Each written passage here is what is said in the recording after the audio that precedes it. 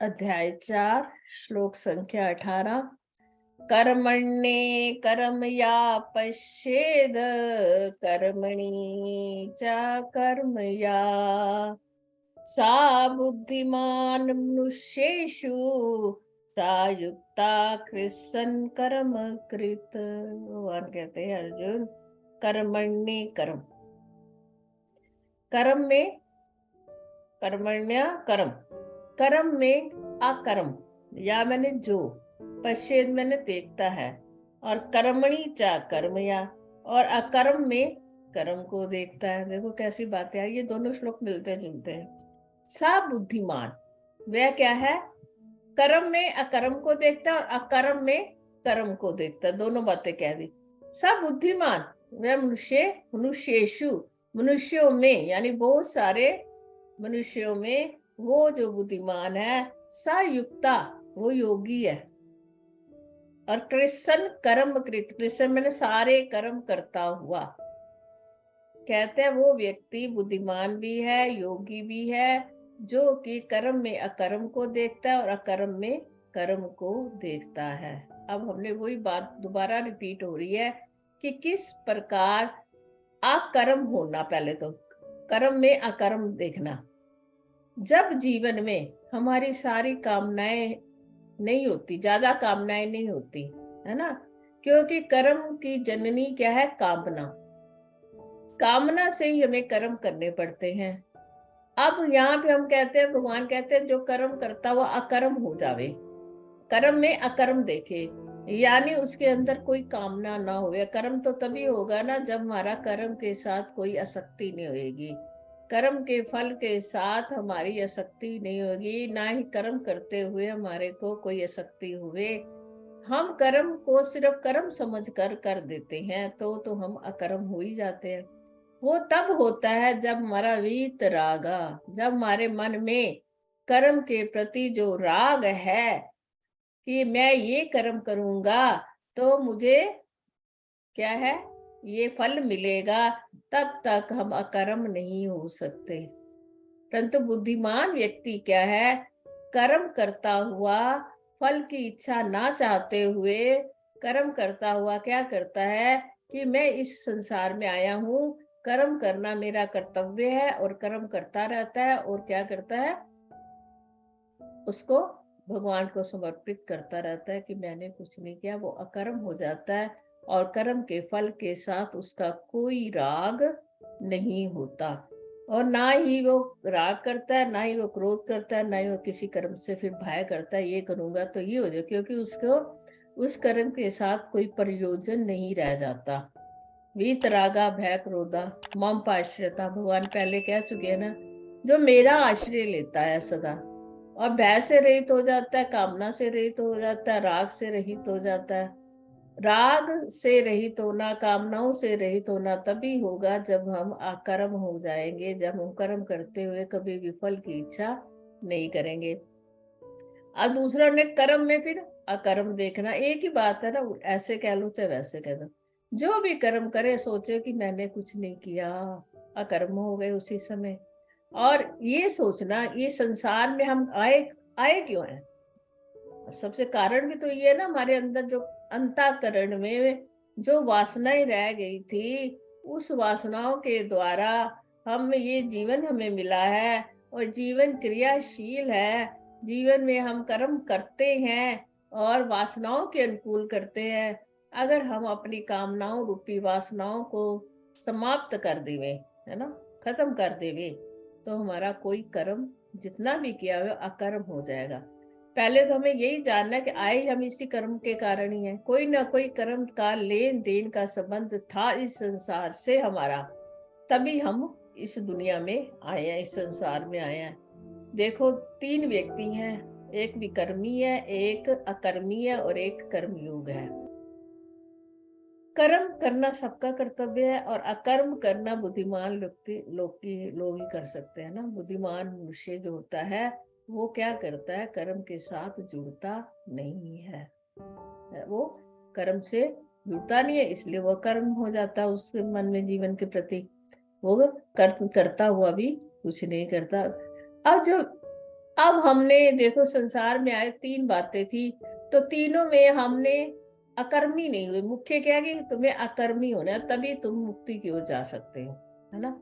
मुक्ति की ओर वही व्यक्ति जाता है जो अकर्म हो जाता है, जो कहता है कि मैंने कुछ नहीं किया, मैं आया हूं इसलिए पिछले कर्मों के कारण आगे मैंने कुछ भी कर्म बनाने नहीं है। जैसे मान लो एक दुकानदार है ना। दुकानदार ने अपनी दुकानदारी उठानी है।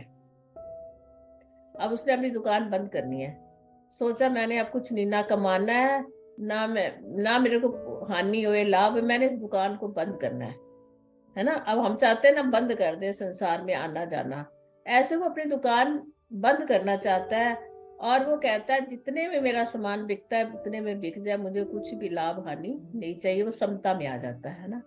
वो कहता है जो है ठीक है, जितना मिलता है मिल जाए, जितना नहीं मिलता आगे मैंने प्रॉफिट कमाने के लिए किसी के साथ कोई भी भ्रष्टाचार नहीं करना कि इतने की चीज लाके इतने की बेचनी, मैं फिर कर्जदार बन जाऊंगा कर्म का। अगर वो ये सोचे कि मैं नहीं आगे और बढ़ा लूं, कुछ मुझे फिर प्रॉफिट मिल जाए, जैसे कि हम करते हैं, पिछले कर्म तो खत्म होते नहीं, आगे और बना लेते हैं। दुकानदारी खत्म करना ही नहीं चाहते कर्मों की। हमारी जो कर्मों की दुकानदारी ऐसी खुली हुई है, हम खुद चाह कभी बंद नहीं करते, थक भी जाते हैं कर्म करते करते, फिर भी कर्म करते रहते। वो दुकानदार जो थक चुका है वो कहता है जितने में है सारा फेंक दो, चाहे ऐसे ही फेंक दो। तो वो कर्म से क्या हो जाता है, उसका सारा सामान ऐसे भी चला जाए तब भी उसको कोई परवाह नहीं है।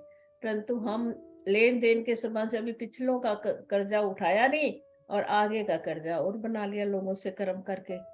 बता, इसीलिए तो इसको गहन गति कहा है कर्म की, कि कर्म की गति समझने के लिए बुद्धिमत्ता के बुद्धिमान होना बहुत जरूरी है, कि किस समय हमें किस चीज से कौन सा हानि हो रही है, कौन सा लाभ हो रहा है, ये जानते हुए कर्म करना रहना है।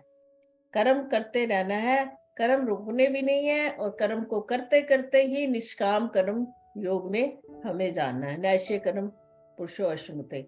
उस नैष्य कर्म, जब हमारे कर्म जो निष्काम हो जाएंगे, जिसमें हमारा किसी के साथ लेने देने का संबंध नहीं होएगा, तभी हम क्या हो सकते हैं, मुक्ति की और राह पे जा रहे हैं। हमें मुक्ति हो नहीं सकती, मैं ये भी आपको बता दूं। मुक्ति की राह पे चल चुके हैं, परंतु मुक्त नहीं हो पाते अभी भी, कर्म की इतनी गहन गति है। तो अगले बार उन्होंने कहा सब बुद्धिमान। बुद्धिमान कौन है? वो जो इस तरीके से मैंने अभी आपको बताया जो चलेगा मनुष्यों में कहा है। युक्ता, उसने अपने जीवन में एक युक्ति अपना लिया है, योग कर लिया है। किससे? कर्म योग किया, सिर्फ क्रिया का योग किया, क्योंकि कर्म करने हैं। योगी बन गया है कि जो सामने आए कर दो, त्रिसर में संपूर्ण कर्मों को।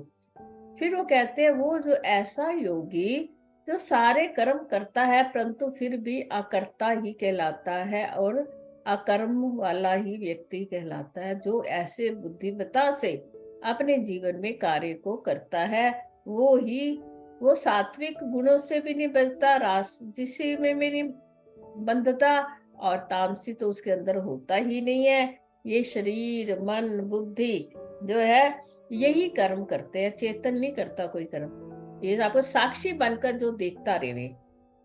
कर्म कौन कर रहा है? ये शरीर कर रहा है। शरीर में क्या? ये कर्म इंद्रियां कर रही हैं। और आरंभ कहाँ से होते हैं कर्म? अंतःकरण से होते हैं। ये सारे यंत्र है कर्म के करने के, परंतु जो आत्मा है चेतन है, वो कोई कर्म थोड़ा करती है, वो तो सत्ता दे रही है सिर्फ कर्म करने के लिए। जब जीवन में जो योगी बन जाता है, वो सिर्फ किसकी तरफ ध्यान देता है? साक्षी की ओर देता है, कि मैं तो कुछ करता ही, जो करता है भगवान ही करता है। या हाथ चल रहा है भगवान के द्वारा चल रहे हैं, सांसें चल रही हैं भगवान के द्वारा चल रही हैं।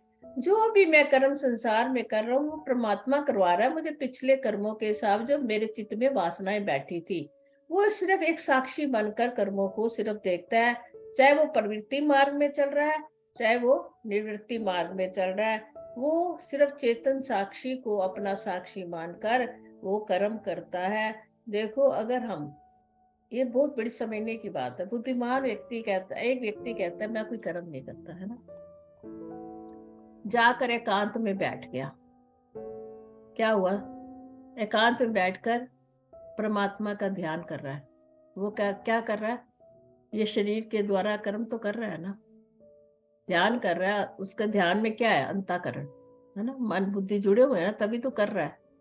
स्थूल शरीर से जो किया जाता है वो कर्म है, और जो अंतःकरण से किया जाता है, सूक्ष्म शरीर से किया जाता है, वो भी कर्म है। ऐसा नहीं है।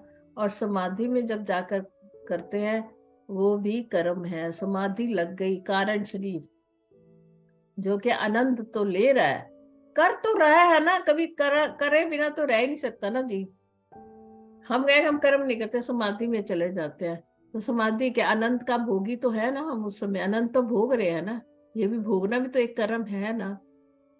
ध्यान में बैठ के सूक्ष्म शरीर, वहां सूक्ष्म शरीर कर्म कर रहा है, और ये ऐसे पूजा पाठ कर रहे हैं या संसारिक कर्म कर रहे हैं, वो शरीर, ये शरीर कर रहा है।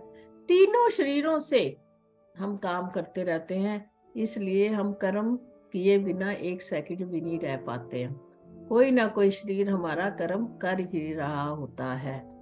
तो कर्म की ज्ञान गति जो है ना, बुद्धिमान व्यक्ति ही जानता है। इसलिए वो सोच समझकर जितने भी कर्म होता है वो उसी को आराम से करता है। हरिओम तत्सत, हरिओम तत्सत।